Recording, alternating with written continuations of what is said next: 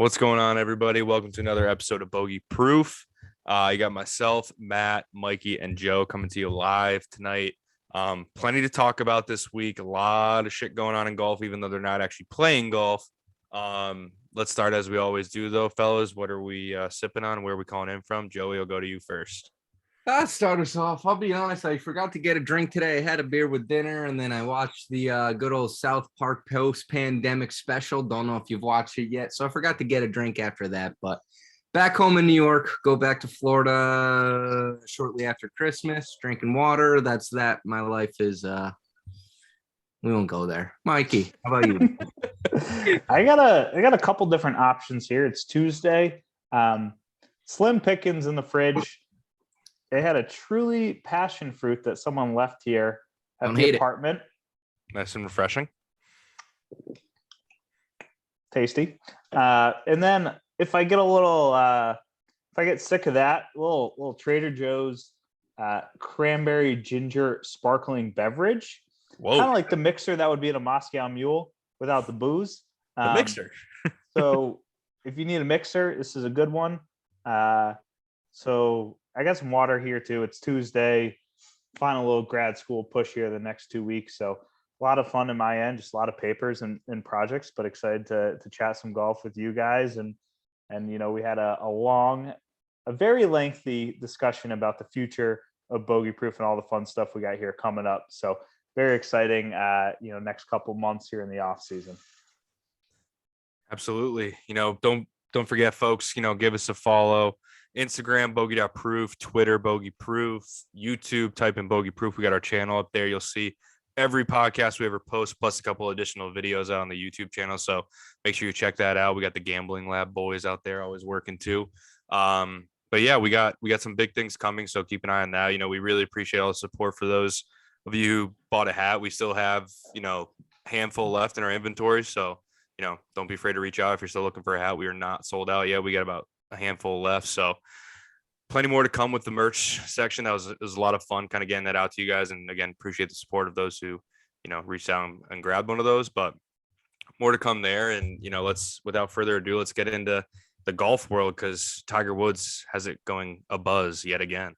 A little bit different than his usual performance, but what do you guys think about?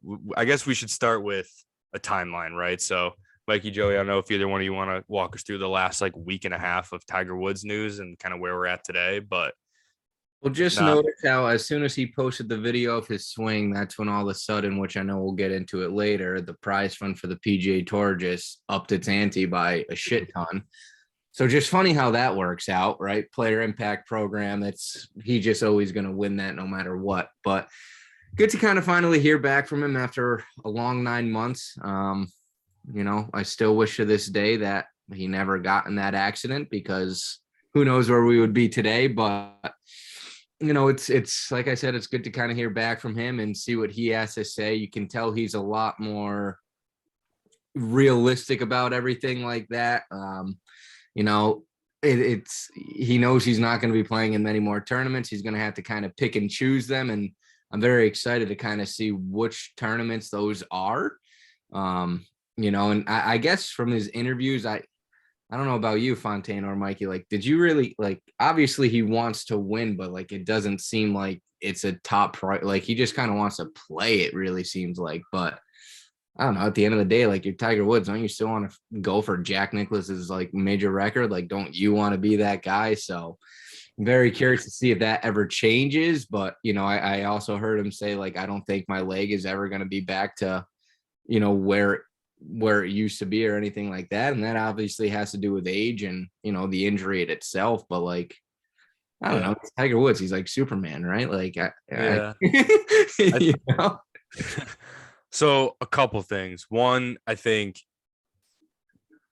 part of his hesitation is the fact that he, it's not like he's playing golf again and people are doubting his abilities. It's he's barely walking normal right now. So it's I feel like a lot of his hesitation is I don't know if I can even get this to 100%, because the thing that granted, given the severity of the injuries to his leg, that's obviously the focus point here, but people are forgetting he had a fused back and got in a car accident like that.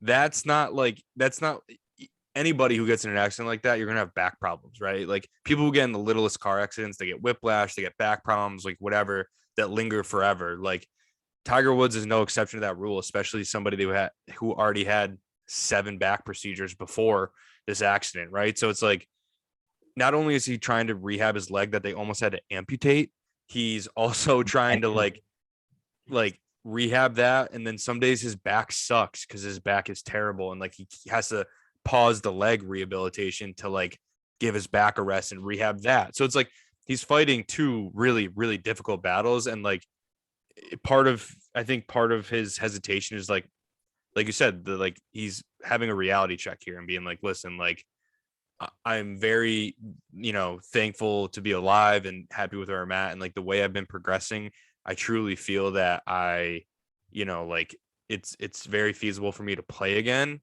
I'm not going to just play again though. Like I want to be, competitive, but I can't play a full season. He said that very clearly in his like Golf Digest interview before his presser today. He was like, full season's no longer an option for me. My body cannot do that. I'm gonna have to pick and choose, like you were saying, and play in certain events and whatever. And that's a hard way to get into a rhythm and a flow of golf. I mean, if anybody can do it, it's him. But it's hard to just show up at a major. It's hard to play in 6 tournaments a year and expect to win them, especially when 4 of those are going to be majors and like the other 2 are going to be WGCs or Riviera or whatever. Like there's a lot of shit going against him at this point, and it's like I'm just glad to see the excitement in his voice and like if you haven't watched the Golf Digest interview yet, I put it out on our Twitter. Like I reposted the link, whatever. Definitely go and watch that video because it's awesome to see him light up talking about teaching Charlie the game. Like it is like I got more excitement out of that than him saying, "Oh, I'm gonna come play in the PGA Tour again eventually." It's just a matter of getting my body there. Like I got a long way to go, whatever. Because I've like you said, Joey, like after that accident, like my expectations, like he's already climbed the mountain, right? From coming back with the 2019 Masters, like that's it, right? Like, I mean, again, if he does it again, obviously it's ridiculous, but like he doesn't have to, like anymore. Like he went so many years without winning a major where he was still playing competitive golf. So it left like a sour taste in his mouth last time. Cause I think it's Tiger talk here. So I'm going here, but like he went from the '08 US Open on one leg, then had surgery there, came back and was like the number 1 player in the world again in 2013 and was winning 5 times a year, whatever, winning everything but the majors. And that just left such a sour taste in everybody's mouth when the back went in 2015 and then the chipping yips in 2016 and like everything else that went along the way there for like 3 years. I was like, what the fuck? Like, like you haven't won a major in 11 years, whatever. And like, it's not like he fell off the face of the earth for 11 years.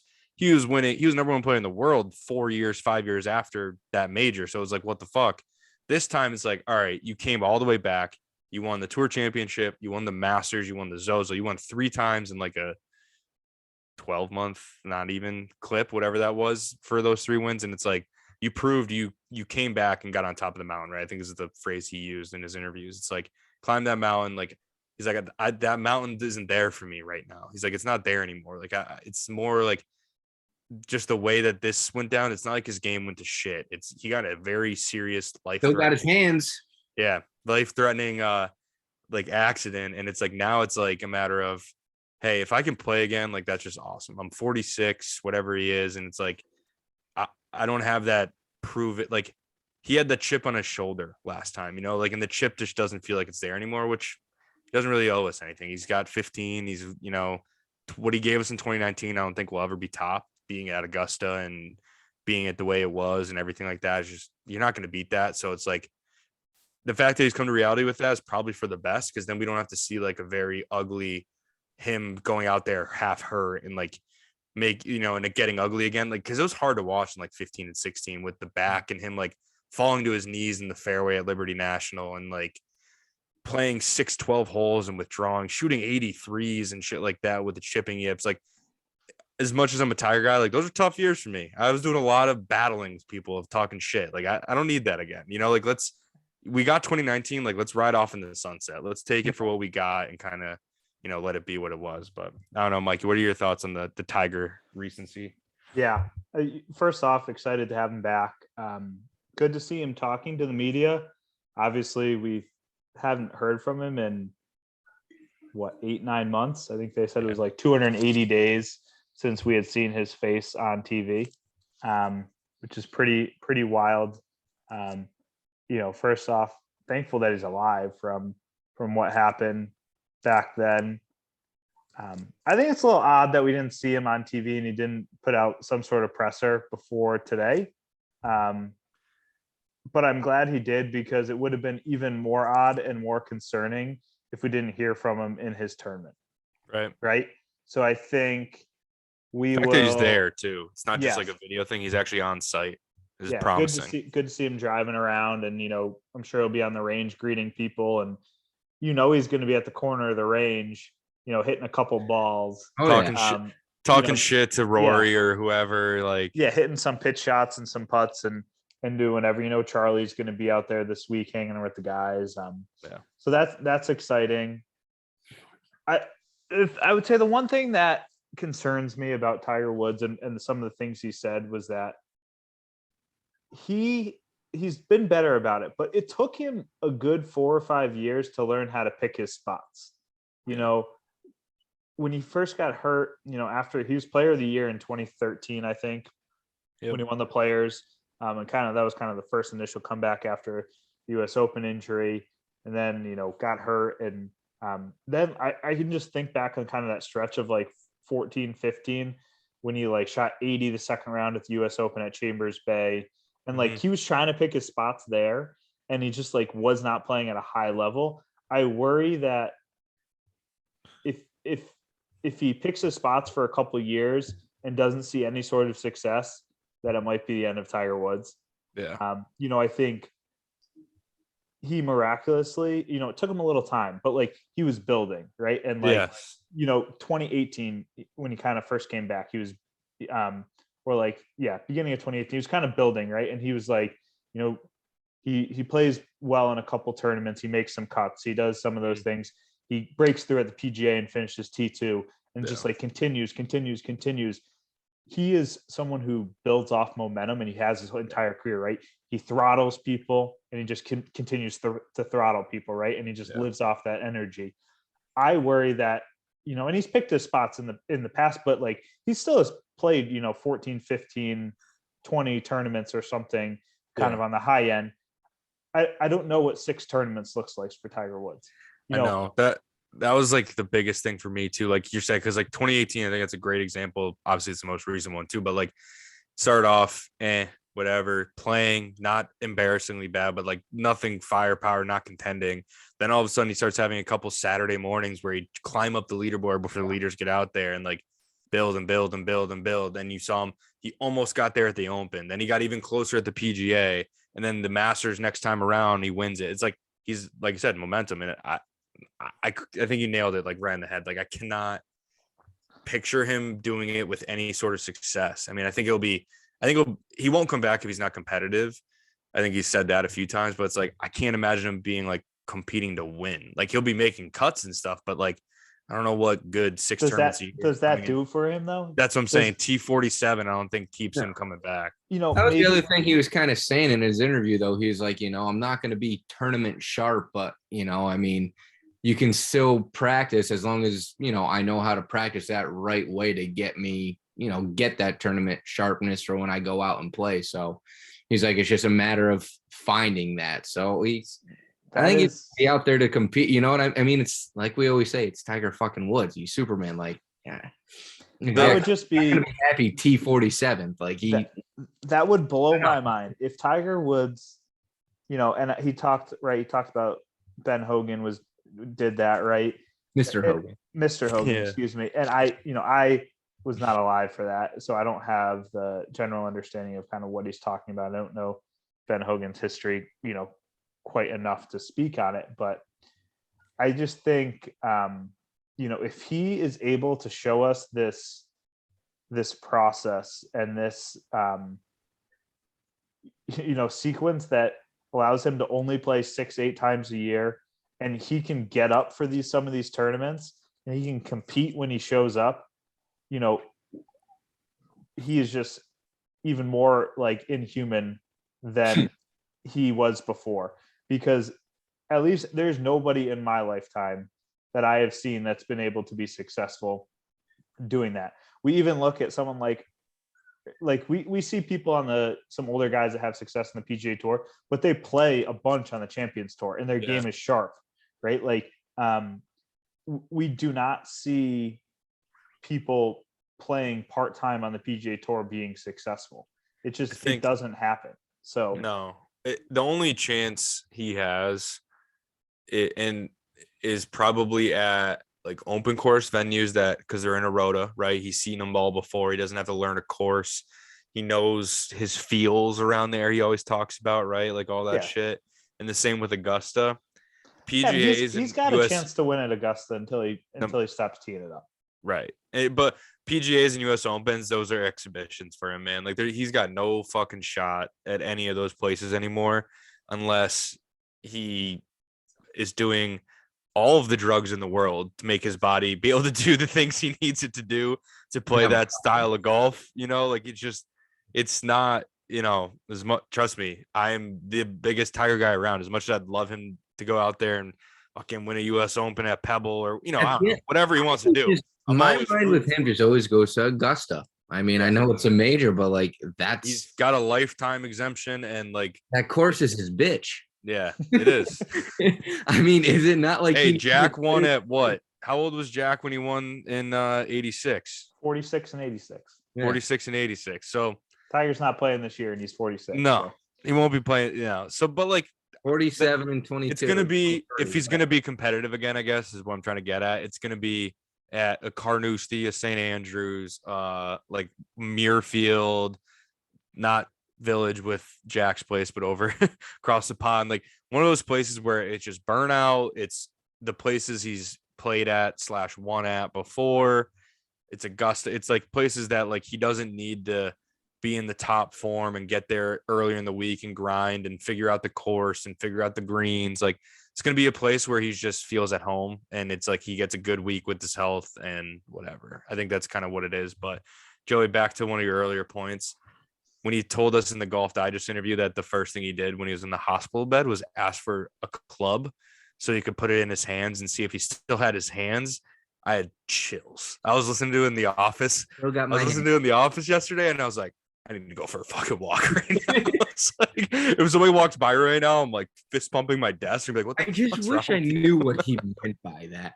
Have you guys ever seen the video? It was like a Team TaylorMade and it's Jason Day, Rory, Tiger, and whoever else, and Jason's like asking, how he does something. Tiger's explaining it, and Jason just like, can you just like explain something like a normal person for it's like, I just feel it in my hands. It's all in my hands. I feel like I'm whatever. And like he's like, I feel like I can feel it in my hands. And Jason Day just looks at him like, what the opposite way.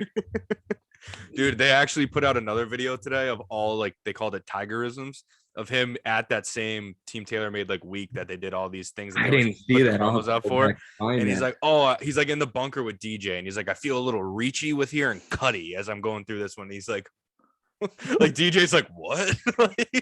He's like, I'm reachy, cutty, like lengthy here, like all this stuff.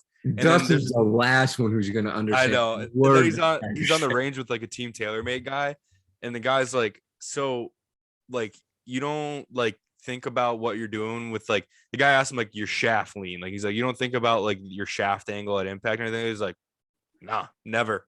It's like I just look at it, I just see like, all right, I gotta hit a draw, I gotta start at that flag and end at that flag. I just look at it and do it, and I was like, oh, all right, like Jesus Christ, light work, just another game. Like he did cop to at the end. He's like, no, don't get me wrong, like when I'm not in a tournament and I'm at home, like I have mirrors out and I'm looking at my positions and I'm doing all that stuff. But like when it's go time, like I just see it and I let my body do it and like whatever. So it's like, it's fun. It's again, go to our Twitter. I'm pretty sure I quote tweeted it, retweeted it, whatever.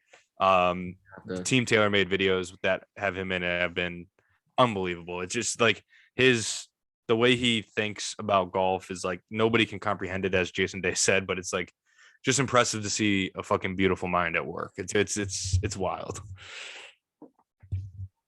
Yeah. Moving on a little bit from Tiger Woods, and we could chat Tiger Woods all night long. We will continue to talk him. throughout 2021 and 2022 and 2023. If he does what he says, we're going to see him in the big tournaments. He's still going to move the needle of pro golf. He's not going anywhere. But someone who they've been comparing to Tiger Woods lightly as far as their start to their career, Colin Morikawa just got it done in Dubai. Hell of a segue. So I think it's tough to compare him to Tiger Woods and Tiger Woods' successes in his mid-20s, but I think they put it out there right. Morikawa's won like 6 times, I think. Tiger won 9. WGC, all in like 3 years of being a pro. Yep. Didn't obviously race Dubai is effectively the DP World Tour FedEx Cup, right? So I think, and really the people that win that every year are the people that play well in the majors and play well in the WGC, just because they're so much points they're so highly weighted as compared to the regular DP World Tour European Tour schedule. But he is fun to watch, man. Obviously Rory struggled down the stretch, and Fontaine, I'll let you touch on. Wait till he learns how to putt too. So honestly, he's probably a really good putter. He just gets it so goddamn close so often. He just he misses putts. When you hit agree. And you got 15 feet 14 times. You're gonna miss. You're gonna miss a 3-footer at some point. Agreed. And it's not that he's just a horrible putter. I think he's just a little bit streaky. Because he did this week. I know or not this week, whatever, when he won the DP World Tour, Dubai, whatever it was. He makes putts. And when he won the Open this year, he was fucking nails on the weekend. It's not like he's out there hitting it to 3 feet and whiffing putts all around. He just has bad weeks with the putter that it's more for him, I think it's more he needs to raise his floor than raise his ceiling with putting. I think his good is good. It's good enough. It clearly is. He's won 6 times and always in big events.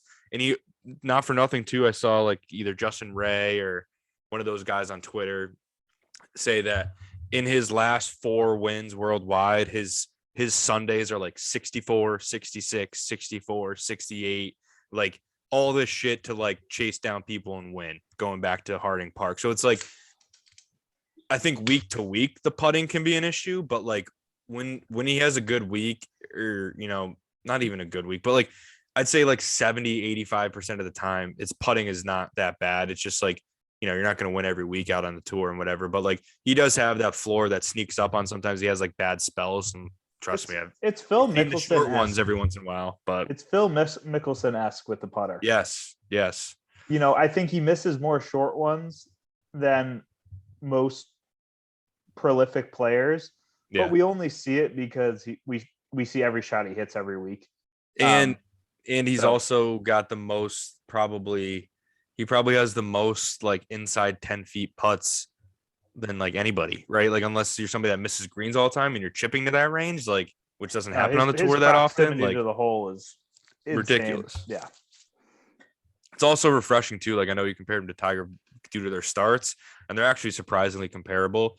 It's just what Tiger did the next 5 years was just fucking stupid. Because they basically did from 96 to 99. So if you go from 2000 to 2005, Tiger probably takes a pretty good leap ahead of him. But it's also refreshing too. And I think we've said this a million times, but the way Morikawa does it is just so pure. That is just golf in its purest form. He doesn't overpower anything. He hits 3 woods a lot of times off tees. He just hits everything on a rope to a 5-foot circle as a landing zone, and 5 yard, whatever you want to call it. He's just it's just see the shot, hit the shot. And he doesn't overpower a golf course. He doesn't do anything crazy. He doesn't have the flair of Jordan Spieth, holing shit out and making bombs. It's just golf in its purest form, ball striking to the nines, whatever. And just it's amazing. It's amazing to watch. I'm a huge Morikawa guy. And I just hope he keeps this perfect level of innocence and confidence and that perfect, because it's a fine line. Rory spoke to it in the past and whatever. It's there's a fine line between like experience, innocence, like naiveness when you're in these majors, and like confidence and all this stuff. Morikawa seems to have it right where he needs it to be, and I just hope he can kind of prolong it as long as possible, because you're never going to catch me rooting against Morikawa unless it's against Tiger head to head, which probably won't happen. But still, like, yeah, I mean, yeah, you're not going to root against Tiger, but that'd be awesome to watch. I was thinking today. Talk about iron play. If Tiger ever is in contention, like we saw when he did win, like the irons are majestic. So it's like you get those two just striping irons at each other all day. Oof. I would watch them in a par 3 contest all day long. Get some funky greens out there too, where they got to work some slopes and work some shots in there. Like, here's exquisite. a question for you. You put prime Tiger in today's game. You think he's doing what he still did back in the day? Not to the extent that he did, I would think. I would say just being who he is, he definitely still wins, but I don't think he wins by like 14 and stuff like that, like he was. You think he had as many wins as he has? 82? Maybe not 80, because I don't think he's going to win like 9 times a year against like the depth in today's game. Yeah, I was thinking that today. I'm like, I really wonder how he would play against a competition.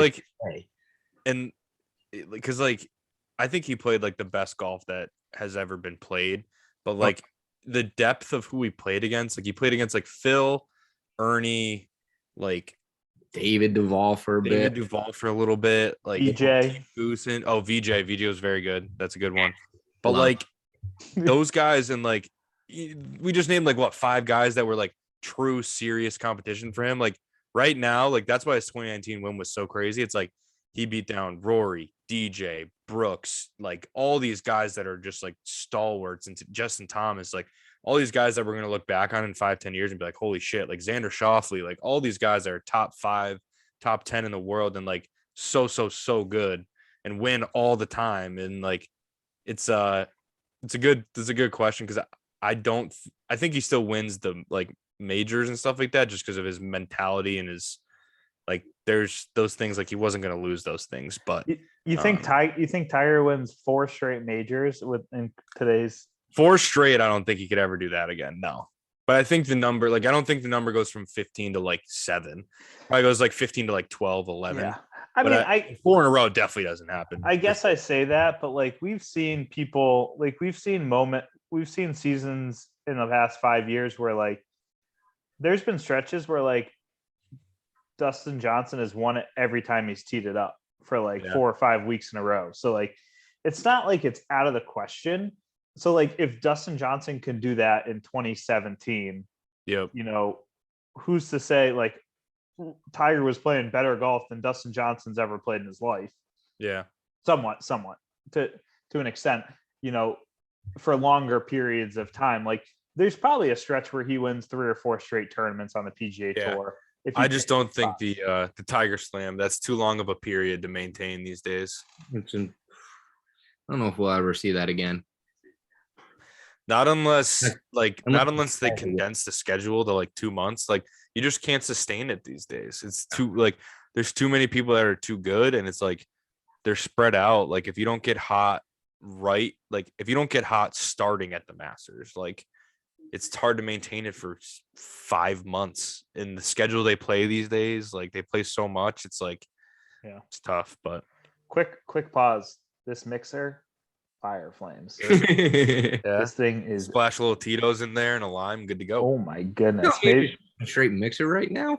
People drink all I have for booze is a little bit of maple whiskey and Captain Morgan. So or it might be Admiral Nelson. So oh God. Why do you even have it, Mike? What is it, left over from WNE? I drove past the baseball house the other day. I thought about you. My house? Yeah. I was driving by there and I was like, I pointed out, I was like, that is the grossest house I've ever you watch your fucking mouth. It was more in relation to the downstairs bathroom. So many diseases in that house. I loved every second of it. At downstairs, like the like whatever crawl space, whatever the hell that thing was, where like it was only open for like the Christmas party because it was just so hot down there, and we needed. I miss. We had a broken washing machine, and we would just play hockey into it, ripping slap shots. Those were the days, but that's a story for another time. Fontaine, quickly before we move on from Dubai, reactions on Rory, struggling down the stretch and kind of, the infamous torn shirt. Yeah. So obviously everybody's seen it. Rory. Everybody's seen it at this point. Rory, after shooting 74 to lose to Morikawa, ripped his shirt down to his nipple, could see everything, just ripped wide open. All I got to say is, between that little bit of passion, the way he's talking after the CJ Cup, I think is what he won or whatever it was, like, I'm still all in on Rory 2022 being relevant again. I'm not going to guarantee any majors or anything like that, but I guarantee, I mean, he literally won He's twice eighth in the world. But like, I bet you a resurgence and a relevance in the majors again. Like, he was absent. I mean, he showed up a little bit at Torrey for like a half hour, was in the mix on Sunday, and then made like a double and a bogey back to back and was 5 shots behind Rahm, and that was pretty much over with. But I think he's at least got a better attitude about it, which in golf, as we all know, is a good portion of the battle when you have as much talent as he does, is just having the right headspace. As much as it didn't go well for him on Sunday, the fact that he cares enough to rip his shirt, I mean, I've never seen that kind of reaction from Rory. It's usually like, yeah, I just didn't have it today, whatever. Like, I don't know. I loved it. Like, between the way he's talking and like, he was grinding on the range this weekend. Like Thanksgiving weekend, he's putting up videos on his Instagram of him on the range, putting some work in. And like, the fact that he cares that much, that he lost a tournament that really doesn't matter in the long. It's not like he lost a major. It's like for his purposes, a random Euro Tour event. The fact that he cares enough about something like that just shows that like he's ready to. Wants to start racking wins up again and getting competitive. Like, I think more than a lot of people, COVID and having a child and everything like that, he had to pretty much change who he was. Like, it all kind of happened very quickly for him. And it's like, it's a big shock to the mental. And like, for somebody, like, golf's a very individual sport, right? And like, Rory's always known for giving us like the most insight out of everybody, but like, he's basically used to having his little bubble and just operating in that. Now he's got a kid, so he's got like, he's no longer the most important thing in his life, right? And like, then also COVID happens and just the whole world goes to shit for like 8 months. And it's like all of that. Like, I think it just, a guy of his level that has been so living in his bubble and just being the man, and like the stardom that he got at such a young age, and like everything that goes on, it's like when his golf game goes to shit, I'm like, I'm not that surprised that he was like, whatever. Like, I don't know. Like, there's a lot of shit going on. Like, I don't know, whatever. It's just golf, whatever. Like, and I think now he's kind of gotten pissed off and like looped back around and been like, all right, hold on a second here. Like, I'm Rory fucking McIlroy. Like this was embarrassing, right? Like, I think I'm hoping, obviously this is all opinion and projection, but like, I'm hoping that, and the way he's talking, like, and he wins at the CJ Cup and says like, I'm good enough being me again, like things like that. Like, I'm getting a lot of good vibes out of Camp Rory here. And I'm thinking that 2022 will be much more up to his standard of like, hey, I don't want to just win a random week and just kind of play like shit the rest of the year. I want to go out there and be like a dominant force. Like, when I tee it up, people like, are aware that I'm playing this week, and like, they're chasing me on leaderboards and shit of that nature that he used to do. Like, that little, the Rory strut down the fairway. Like, I need a little bop in that step again. That's what I'm expecting for 2022. Fat and grow his hair out again. Maybe he needs to get the shitty like curly afro, whatever he had when he used to wear the Jumeirah, whatever that Goldman Sachs spinoff fund is, whatever it is that he was getting paid a lot of money to wear that hat. But whatever that hat was, we had the curls coming out the side and everything. Bring it back, Rory. Bring it back. That pudgy young kid that just shoots, wipes the U.S. Open field by 12 shots at Congressional and just puts on a show. Yeah. But I like good vibes, Camp Rory. I like Rory at the PGA this year. That's my. Where is it this year? Southern Hills in Tulsa. Rory, no matter how much he's struggled on and off, struggled the last, maybe 6 years, we'll say, because he hasn't won a major since 14 or 15 or whatever it was when he won at Valhalla. He still is an absolutely prolific driver of the golf ball. Nasty. And he hits his irons, they're not great, but like he still hits a 4-iron up in the air just about as good as anybody in the entire world. Like, I'd be happy if I could hit my irons like he did. Yeah, I was gonna say he may not be the best ball striker on the planet and just do it shot after shot, but he can hit a 7-iron 220 yards and drop it like a butterfly. Yeah. So I think on a place like Southern Hills, which is like a old, historic, big layout, it's probably going to be relatively firm and fast. If I had to guess, just like he's had success at Quail Hollow early in his career, late in his career. PGA has a tendency to set up golf courses big and kind of, big fairways, big greens, long golf courses. Unless it kind of is tailored, right? Like when they go to Oak Hill, it'll be kind of quirky, or when they go to Aronimink in like 4 or 5 years, it'll be kind of quirky because it's old school design. But they go to a lot of courses that are built in the 40s to the 60s, and that was kind of the introduction of length and kind of big, bold features. Yep. Rory, I think at this point in his career, he recognizes he's a great driver of the golf ball, and he doesn't shy away from that. So if there's a big, huge, deep bunker that he's got to fly it over, he's going to put a little extra in the tank and, hit it over that bunker. And I just think, like, I don't know if he has the nuance to win at the Masters. He probably would have won by now. And just like driving the golf ball at the Masters doesn't do enough for you. It's very important, right? And like you can get it down on flat slopes or whatever the case may be, but I just don't think he's a good enough wedge player or a putter to win at the Masters. I love Rory McIlroy, and I hope he plays really well, and hopefully he gets the Masters and completes his Grand Slam at some point in his career. I think that would be valuable, but I struggle to see him at his current abilities. I just don't see the nuance and kind of the creativity or even the consistency that it would take to win at a place like that. He's just gonna, he hits at Augusta National, he could bomb a tee shot, but if he doesn't hit a great wedge, it's gonna go off the slope. He's gonna have 30 yards. And he's gonna make a bogey. And it's difficult. He's just not the player he was 5 years ago, 6 years ago. The high points are still probably there, but he just has a tendency to make some big numbers and have one bad round at this point. Yeah. Didn't I have a take that I said he was never going to win a major again or something like that? Or was it just the Masters? I think you might have said major. I may have said majors. I'll stick to it. I don't give a damn. I respect it.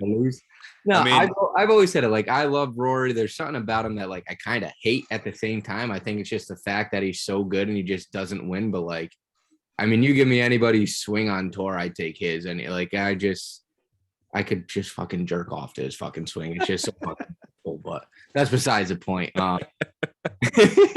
No, but I did. I don't know. I think it was funny. Like, I think this week, and after like he had a really good round, he was like, "Yeah, my game's the best that I've ever played right now." Like, he was saying something along those lines. And then what did he do? Shot like a 74 on Sunday.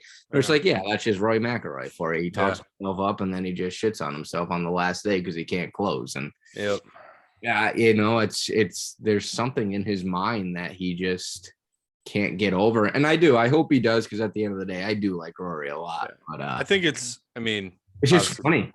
Yeah, I think just obviously projecting, but I think it's like first 3 days, nobody's really leaderboard watching. It's more just like watch, like, let's see how low you can get it.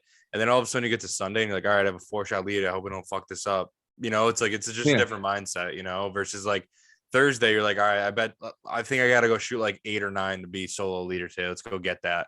It's like just a different headspace. But anyways, match with Brooks Bryson and Bryson. Brooksy. But before that was on Friday. In order to get to Friday, the day before Friday, Thursday. Yep. And the most recent Thursday we had was Thanksgiving. Joey, favorite Thanksgiving food? I'm going to probably get shit for this. I hate Thanksgiving food. It's the most overrated food in all of the land. I hate it. But if I had to, All of the land. I do. I think Thanksgiving is so over. I like the holiday, don't like the food. Turkey, one of the worst meats out there. I'm with you. I fucking hate turkey It's out of all this. I mean, We don't even make it at my house anymore. You know, we make like a little bit. Here, I'll shout out my boss Jake in Florida. So when I was down there for the Thanksgiving, he would make Thanksgiving for all. We would call it the Thanksgiving of Misfits. It's everybody who didn't really have a place to go. And I will say he did a very good job, and the turkeys he made was good, but turkey still sucks. But he would make this cream of corn, dude.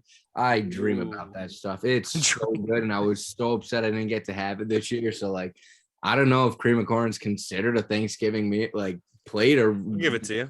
It's a vegetable. It's a side. It counts. But I mean, it's not healthy for you by any means, but it was so delicious. Either that or I mean, mac and cheese, but that's also a big debate. Like, if people actually think that's part of, I just love mac and cheese. We didn't have it here, but I wish we did. Actually, we had a little bit for my nephew, so I did take some of his mac and cheese, but wasn't that good. Joe. Bro, he wasn't gonna eat any of it. Come on. But yeah, no, that's my take on Thanksgiving. I'm sticking to it. For years, I would eat ketchup with my turkey, and then as I finally got older, I was like, I got to stop doing that because everyone's just like, dude, you're 27 years old. You got to grow up a little bit. So, yeah, no more ketchup. I grew up and I go to gravy. But, yeah, no, that's my take on Thanksgiving. Yeah. That's me. What about you boys? Honestly, I'll ride with you a little bit there. Like, we do call it like an Italian Thanksgiving. So, like, the only thing that's like traditional Thanksgiving is like the fact that we make some turkey, but like all the other sides we make like what we actually want. we do make stuffing too, and like shout out my grandma, she makes like, we call them like stuffing muffins. She makes like usual stuffing thing, and then instead of putting it in one big pan, she puts it in little muffin trays. Ooh, fantastic, elegant. That sounds elegant. So that is my favorite Thanksgiving food.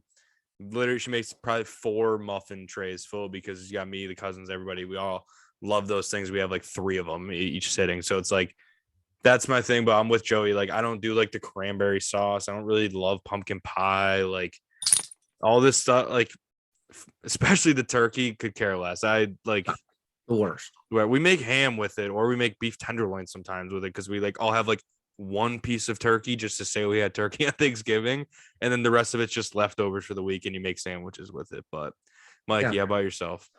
Yeah, not my favorite, but I actually really like turkey. My grandma does a great job on the turkey. Love a good turkey sandwich day after Thanksgiving. You got to eat it quick. You got to eat it quick. You can't let it sit for more than a couple days. Then it's got to go. But my favorite, I'll give 2 dishes because Joey took 2 dishes. It wasn't the question, but I'm going to do 2 because you took the liberty on that. Mashed potatoes, like a mashed potato, a pot of mashed potatoes done correctly with no lumps and tons of butter and cream is just like, it's just the base. It's the foundation. It's the foundation for a great Thanksgiving dinner. You know, and it's mashed potatoes, and then it's the gravy, and then it's the turkey, and then it's the sides, right? Like that's a cornerstone of Thanksgiving. I'll ride with mashed potatoes. Hell yeah. And then kind of Italian, kind of like a vegetable. Like I'm not too big on vegetables when it comes to Thanksgiving. Well, give me the salt, give me all the other good stuff. But green beans with pancetta. That is a little, little pancetta in your green beans, caramelized onions, a little sliver of almonds. There you go. That's all you need. Hey, how you doing? Take care, brush your hair. How you doing? No, there's no gabagool up here. But yeah, so moving on, after Thanksgiving, the match, Brooks, Bryson, Brooks got it done, 3-2? Like 4 and 2. Yeah, it was a beat down. Might even got 5. 4-3, whatever. $3 million for charity. Yeah. Fontaine, quick comment on the golf course itself, and then maybe the commentary going on between Phil and the guys themselves. Yeah, I was gonna say my biggest takeaway had nothing to do with the golf. Like, Phil's and Chuck in a booth is like, I'd watch them talk about, I don't know, like anything. and literally anything. It doesn't have to be a sport. I'd watch them talk about like trees or something. I don't even care.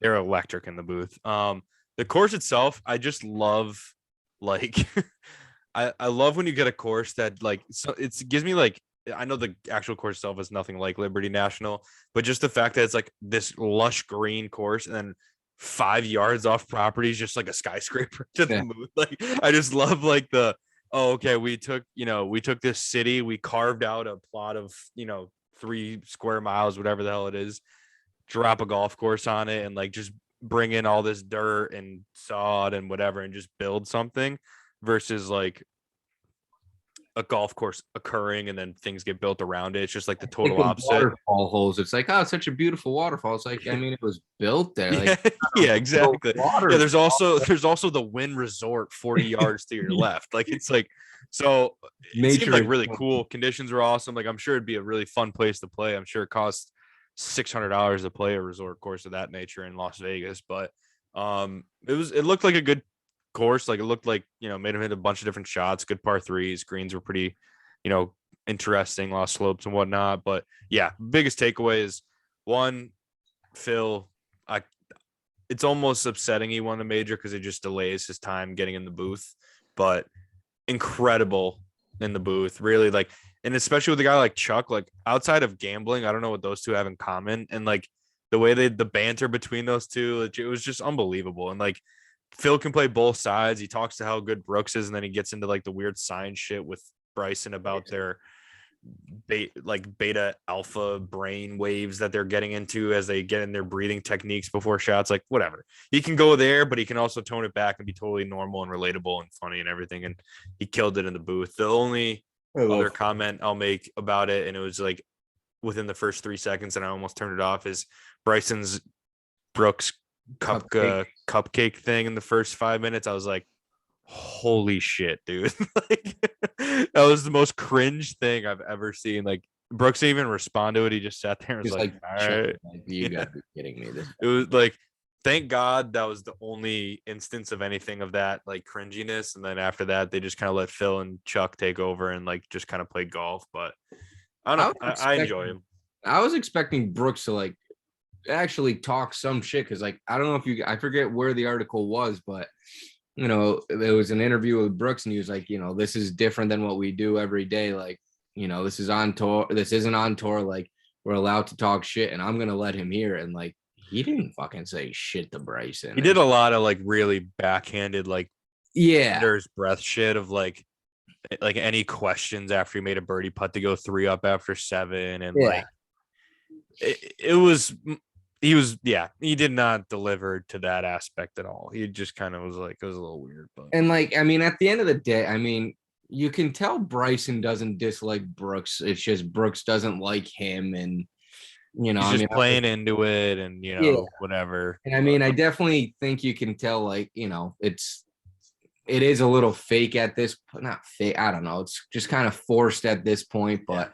I mean, like Bryson said Brooks said, there is a respect there. He was like, it is fun to kind of watch Bryson play and see what he can do and everything like that. But, after it was all said and done, I'm like, Brooks, can you just like stop putting on this act? Like, you guys are going to be teammates on Team USA for years to come. Like, I get you might not like the dude, but like, be cordial with him and something. Like, don't be an asshole. Like, grow up a little bit for once.